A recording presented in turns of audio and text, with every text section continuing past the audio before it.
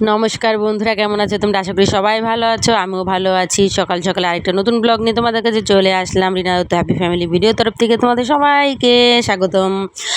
এখন সকালবেলা উঠেই দেখো একদম চলে এসেছি রান্নাঘরে। আসলে মেয়েদের কাজই দেখবা, তোমার সকালটা শুরু হয় রান্নাঘর থেকে, সকালটা শেষও হয় রান্নাঘর থেকে। সেই সকালবেলা যখন ঘুম থেকে উঠি ছটায় উঠি আগে রান্নাঘর, আবার রাত্রে যখন 12টায় শুতে যাই তার আগে অবধি রান্নাঘর। আমার তো এটাই হয়, আর কারো কী হয় না হয় আমি জানি না। তাতে ঘুম থেকে উঠে তো রান্নাঘরের দিকে চলে আসলাম। রান্নাঘরটা পুরো এলোমেলো হয়ে রয়েছে, বাসন টাসন কিছু মাজা আছে, কিছু মাজা নেই, যেগুলো রাত্রেবেলা পড়েছে। রাতে খাওয়া দাওয়া করেছি, খাওয়া দাওয়ার আগে বাচ্চাদের যা যা খাওয়াই আমি কোনো রকম আছে ধুয়ে টুয়ে রেখে দিই, যতটা কম পারি সকালে, কারণ সকালে চাপটা আমার একটু বেশি থাকে। এই কারণে দেখো যা বাসনগুলো যেগুলো ধোয়া ছিল ঝুড়ির থেকে নিয়ে ওগুলো আগে গুছিয়ে টাছিয়ে নিচ্ছি আমি। তার কারণ ঝুড়িটা ফাঁকা হলে এখন যে বাসন টাসনগুলো মাজবো সেগুলো ঝুড়িতে আমি ঝরা দিয়ে দেবো। আমি কি করি, একটা ঝুড়ি বানিয়ে নিয়েছি, নিচে গামলা দিয়ে বড় একটা ঝুড়ি দিয়ে নিয়েছি, যেগুলো কলপারে বাসন নিয়ে যায় মেজে যেটে ঝুড়িতে করে রেখে দিই। রেখে তারপরে একদম টুলের উপরে রেখে দিই, যার কি জলটা ঝরে যায়। জলটা ঝরে গেলে কি পরে আমি বাসনের তাকে বাসনগুলো আমি সাজিয়ে রেখে দিতে পারি। দেখো তারপরে তোকে রান্নাঘর কোনো রকম করে ঠেরে নিয়ে তারপরে চলে আসলাম তোমার এদিকে ঘরটা একটু গুছাতে।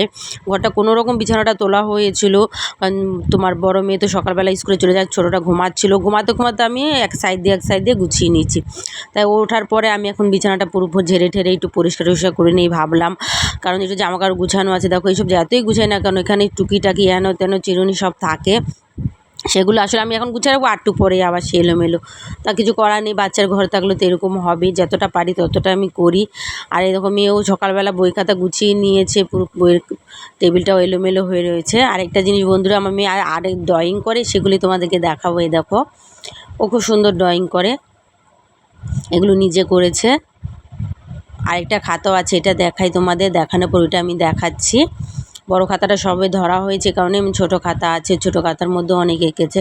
আমরা যখন মায়াপুরে গেছিলাম, মায়াপুরে ওকে একটা বই কিনে দিয়েছিলাম, ওই বই কিনে গোপাল রাধাকৃষ্ণ খুব সুন্দর রেখেছে। ওই খাতাটা এখানে নেই, খাতাটা কোথায় রেখেছে তো আছে, খুঁজলেই পাওয়া যায়, কিন্তু এখন সময় নেই। এখন তো ওই স্কুলে গেছি, স্কুল থেকে আসলে আমি বুঝতে পারবো কোথায় রেখেছে। আমি খাতাটা আরও সুন্দর গোপাল এঁকেছিল। তো যাই হোক বন্ধু, এই রাখা তোমাদেরকে এর সাথে একটু দেখালাম আমি।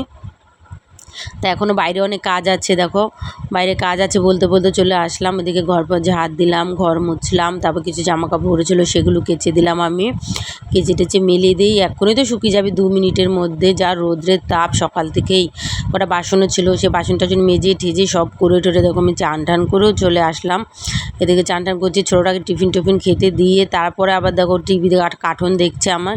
কারণ এমনি কোনো ঝামেলা নেই, ও খুব শান্ত, চুপচাপ বসে থাকে এক জায়গায়, যে বসে থাকবে তো বসেই থাকবে, খাটে গড়াগড়ি করবে আর হলে তোমার টিভি দেখবে।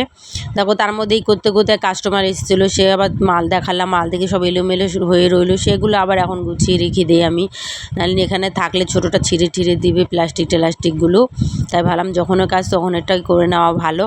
এদিকে আবার এখানে তো সব গুছিয়ে টুচিয়ে নিয়ে আমি আবার রান্নার ওদিকে যাব। কি জ্বালা, দেখো দুপুরে কি রান্না করব না করবো সেগুলো গুছাতে হবে। বড় মেয়ে স্কুল থেকে আসবে, এসে আবার বলবে খিদে পেয়েছে। যতই হোক বলো, সে সকালবেলা যায় আস্তে আস্তে 12টা বেজে যায়, খিদেতে বাই বলে সকালে কিচ্ছু খেয়ে যায় না, বলি খেয়ে যেতে কিচ্ছু খেয়ে যায় না, হালকা একটু বিস্কুট টিফিন নিয়ে যায়। তখন তারপর তো চলে আসলাম রান্নার এদিকে, ওইসব মাল ফাল সব গুছিয়ে টুছিয়ে নিয়ে ভাবলাম আগে চালটা ধুয়ে চালটা ভিজিয়ে রাখি। আমি কী করি বলো তো, চালটা ভাতটা বসানোর 10-15 মিনিট আগে আমি চাল দিয়ে জলে ভিজিয়ে রাখি, তাহলে কী হয় চালটা একটু নরম হয়ে যায়, ভাতটা তাড়াতাড়ি ফুটে যায়, আমার গ্যাসও বেঁচে যায়, এদিকে ভাতও তাড়াতাড়ি সময়ও বেঁচে যায়। আমি এখন এটা ভিজে টিজে দিয়ে সবজি টবজি কাটবো, সবজি টবজি কেটে টেটে গুছিয়ে নিয়ে ততক্ষণে তারপর এক সাইডে ভাত বসে দেবো, এক সাইডে তরকারি করতে থাকবো। আমি এই করি প্রত্যেকবারে, যখন সময় থাকে না সে ব্যাপারটা আলাদা, এরকম সময় থাকলে আমি এটাই করি আমি। তোমরা ওরকম করে দেখবে। আর একটা জিনিস দেখবা, জল গরম করবে, জল গরম করার পরে তারপরে চালটা আমি ঢালি। এরকম ভিজানো চাল ওভাবে ডাইরেক্ট কাঁচা জলে দেওয়াটাও ঠিক না, নাহলে আতপ চাল লাগে। আর আমি তো অনেকক্ষণ ভিজিয়ে রাখি না, আমি তো হালকা 10-5 মিনিটের মতোই সবজিটা কাটতে যতক্ষণ লাগবে ততক্ষণ ভিজিয়ে রাখি আমি। দেখো ওইদিকে ভাত বসিয়ে দিচ্ছি, ভাতটা বসিয়ে দিয়ে এদিকে তরকারি ফরকারি আমি রান্না করে নিই চলো। কারণ তোমার এদিকে একটু ভেন্ডি ভাজবো, আর বেশি কিছু করবো না, আর একটু পর আলু পটলের তরকারি করবো।